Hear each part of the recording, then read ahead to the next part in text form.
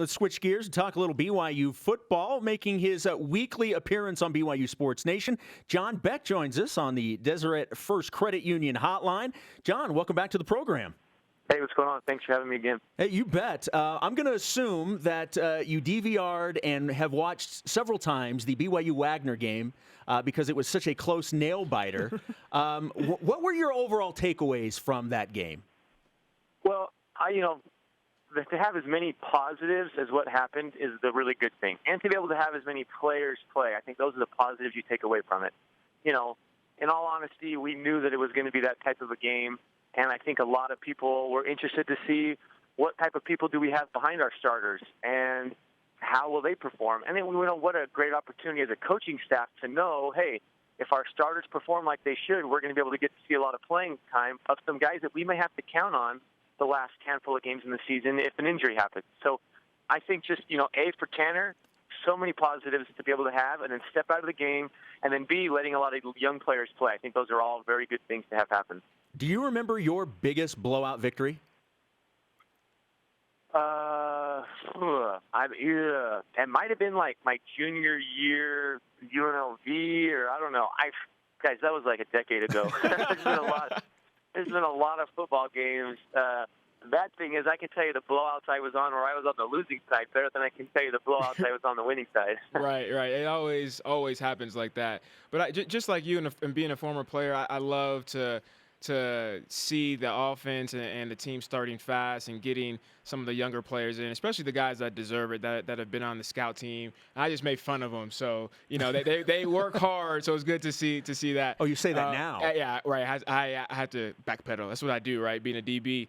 But John, when it comes to playing FCS opponents, how do you feel about that as a former player, and more so with this team being independent and playing tougher teams?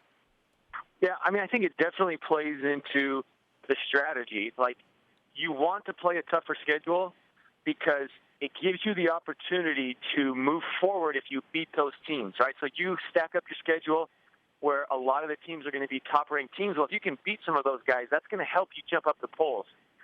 But to do that, you still have to make sure that you solidify bowl games. You want to be able to get your 6 wins in a season, 7 wins in a season. You want to be able to go to a bowl game because I believe that's a mark of a championship-winning program. As many fans, we all know we'd love to see 10 and 11 win victories every single year. But in the game of football, it's really difficult because when injuries happen to a team or when there's kind of like missing years where you were expecting certain recruits to come back and perform, and they don't, and then you have to rely on younger guys, or injuries happen, and you have to rely more on younger players. Putting younger players on the field in difficult situations doesn't equate to a lot of victories. So you're not going to see 10, 11 wins all the time. So I think it's smart to say, we have to make sure that we have some teams where it is in our favor to get the W, especially because we are going and getting some teams where maybe we understand they may have some of the advantage, but we still believe that we can compete and that we can win. So the last thing you want to do is stack a schedule that's crazy hard, and then you don't make it to a bowl game. Because when you're in a recruiting thing and you're telling an athlete, hey, this school has been to a bowl game the last 10 or 11 seasons, that means something. I remember when I was being recruited, that was one of the tough parts at BYU at the time that I was being recruited. They had gone to some bowl games, usually lost them, and then the last few years before I got recruited, BYU wasn't even going to bowl games. And I'll admit, that kind of weighed on me a little bit, saying, well, golly, is this the right program? They're not really a championship program. And you look at the bowl games. Where do they get to go play at the end of the season, and who do they get to go play against? So, you have to be smart about scheduling some games that are going to allow you the wins to be able to go play in postseason play. That's a great point. I'll just throw this in there really fast. Before I came on my recruiting trip to BYU, I went to Utah State. And Coach Anderson, that was his first year at the time. He got me really pumped up. And I was like, you know what? I don't really care that you guys are a losing program. I'll play for you, Coach. And I just loved his philosophy and his mentality. Going to up to BYU, the pro, the very next week, and I saw all the bowl game swag. I was like, oh no, I got to come here because of that bowl game factor. And that was really the deciding factor for me was BYU was going to bowl games and Utah State wasn't. So great point there. You know what else I want to add too? I remember I think like all of us, like competitive people, you want to play on a big stage against the big teams. When I was being recruited, I looked at over the next, 4 years that I'm going to be there, who does BYU play? Because I want an opportunity to go on a big stage and play against the big teams. And they had USC on the schedule. They had Notre Dame on the schedule. And then you know that in a bowl game, well, hey, if you go play a bowl game, you can play against the Pac-10 team back then, or you can play against a Big Ten team. Like all these options of, man, if I can make these bowl games. And, growing up in the Pac-10 environment on the West Coast, I loved watching the Rose Bowl. Well, I wanted to play against teams that were potentially going to play in the Rose Bowl. So that was big for me, the scheduling. And I think that's why I look at BYU's schedule for next year and the following year. If that doesn't make your mouth just water, saying, oh, my gosh, what an awesome opportunity to go play against some big teams on a big stage. That's awesome. You want that. It's like walking down the aisle of Costco and seeing some Gushers and fruit snacks, man. Get my mouth watering. That's what the schedule is like. John Beck joining us here on BYU Sports Nation. BYU has 4 games remaining, and nothing is guaranteed, obviously. But you obviously want to. You're going to a bowl game. This is a schedule where you could run the table. It is not out of the realm of possibility that BYU could win out. What do you think BYU's chances are of winning out in the month of November? I think they're great. I honestly don't see anybody on the schedule that if BYU plays their game, I just don't even think that anybody will be able to have a chance, really. I think it's going to have to take a game where the crap hits the fan, bounces don't go their way, those funky, like the team's in a funk. And with Bronco, I just don't see that happening. I just think Bronco's been doing it for too long. I know him well enough that he's seen it happen before. It's just like anything in life, right? Sometimes you experience something, you go, why in the heck did that happen? What do I got to do differently? Bronco was there in 03 and 04 when those type of games happened. And Bronco, there's been some games like that since then where those things have happened. And I really, truly believe that each time that it happens, he says, okay, what can I do differently? How can I get these guys to be mentally focused? I think some of it also is when you have younger players, you can't ask them to do too much or think too much. Simplify things. Even if the first half of football doesn't go well, okay, are we asking too much of the guys? Are we putting them in a position that's causing them to think too much? Let's simplify things.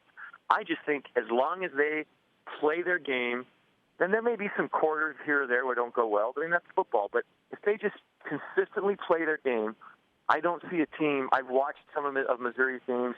I've seen a little bit of San Jose State, Fresno. I mean, I've seen those teams play. I really don't think that can happen unless BYU is the one that doesn't play their game. If they shoot their own selves in the foot a little bit, or their selves in the foot a little bit, that's when it could happen. But if they don't do that, I see them running the table the rest of the way.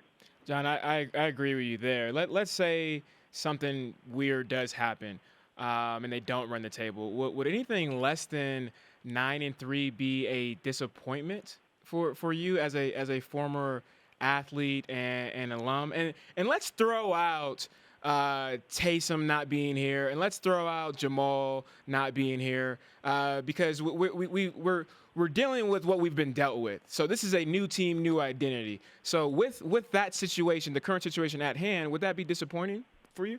No, not at all. Because I've been in those shoes of a young player. Like I know what it feels like to be a young player that's leading a team. I look at everything from a quarterback standpoint because I'm a quarterback. Mm-hmm. And I look at also situations I've been in football where injuries happen and you plug people in.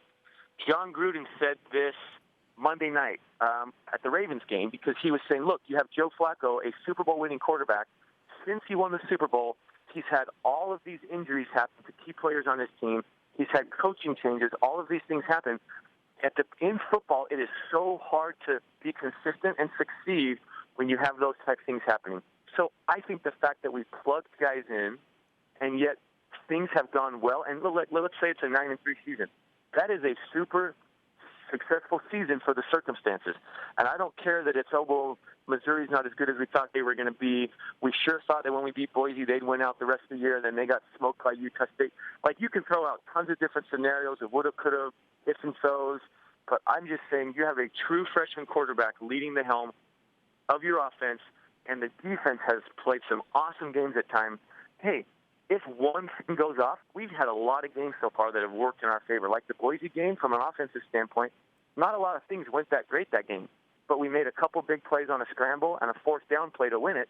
Hey, we walked away finding a way to win a game that actually, aside from 3 or 4 plays, we probably should have lost. The very first game of the year against Nebraska. I mean, what Mitch Matthews did on that play was so remarkable, to come from one side of the field, ball in the air. I mean, he just went over there and grabbed it. You don't make that many plays, like a play like that many times. So we've stolen a couple victories that went our way. What would it be if we had those 2 losses? Would everybody be, arms up in the air saying, "Oh my gosh, now it's not going to be a season at all"? We've made some great plays to make a season a 9 or 10 win season. If it goes a 9 win season, I think it's still a great season, given the circumstances. John, we had Steve Young on the program yesterday, and he relayed a story while talking with Trent Dilfer, and I want you to listen to this. Again, this is a story that Steve was telling about a comment that was made to him by Trent Dilfer. Listen to this. He said, "Well, I don't know if you know this, but that kid is one of the all-time greats." I said, "Well, geez, a senior in high school. What are you talking about?" He said, "Look, I do this Elite 11, and I go through the kids, around the country, and I've done it for years, and I don't know that I've ever seen anything like this." An all-time great, according to Trent Dilfer, who obviously had the hands-on experience while at Elite 11. When you hear something like that, what do you think? I was actually just talking with Trent and Steve about Tanner 3 weeks ago. I went to the Monday night game with my son, and after the game, I went down on the field and I was talking with Trent and Steve about Tanner, about the very same thing, because I've just been so impressed with the situation that he has been put into. And yet the tools that he's showing me only 3 months removed from a mission. Like, that tells me whatever he did before his mission, all of that prepared him so well. Because if you don't have that type of preparation, if you're not that type of player before your mission, you don't have a chance of showing the type of player that you're showing everybody right now. So I knew only a little bit about Tanner, just because I know some people that knew him. I know the quarterback that played at his high school before him. I helped train him coming out of Arizona State. And I had always kept in touch with the Elite 11 because a friend of mine runs it with Trent Dilfer. And, I kind of want to use this story. Jake Heaps called me when he was coming out of high school and was asking me about colleges, wanted to talk about BYU and some other programs. And he was the first person that was kind of this somebody in high school that is running and competing and performing like a collegiate player, doing all of the same things that a collegiate player is asked to do. And it wasn't always like that. So it's kind of like this new generation of quarterbacks is coming through. And even before Tanner committed to BYU, I was talking with Jordan Palmer at Elite 11, and he said there's this kid that's being recruited by BYU who is very impressive. And I asked, well, okay, what makes him impressive? And he said, you can tell that whoever coached this person knew what they were doing, and that he has so many reps of doing the right thing. So it doesn't surprise me that then here we are a handful of years later, Steve Young's talking about it, Trent Dilfer's talking about it, and we as fans are getting to see it. Like, there are some throws that he makes. You don't make those throws unless you have done that hundreds and hundreds of times. So to have somebody with that type of an experience level coming out of high school, and then the fact that doing it while rusty, I know the kid's rusty. There's so much more that we're going to get to see from him as he gets to continue to build and continue to practice. But same as these guys, there's Tanner, whatever he did from age 10 to age 18, he did it right. And it's going to be an exciting couple of years with this guy.